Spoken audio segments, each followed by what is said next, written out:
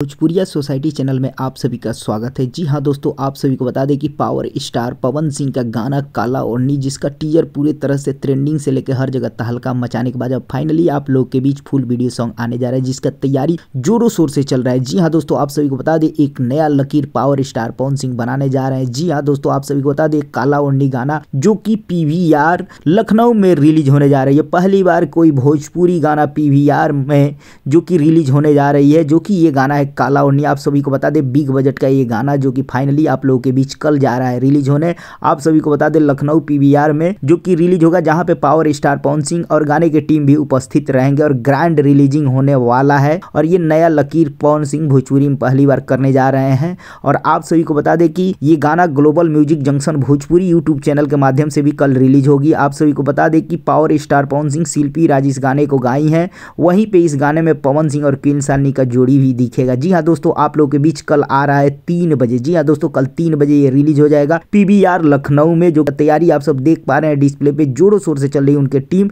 जो कि तैयारी जोरों शोर से कर रही है इस गाने की रिलीजिंग को लेके, जो कि हॉल में जाके। तो जी हाँ दोस्तों, अपडेट कैसा लगा, तैयारी आप लोगों को कैसा लगा, कमेंट सेक्शन बताएं। चलते चलते वीडियो को लाइक करें, ज़्यादा से ज़्यादा शेयर करें।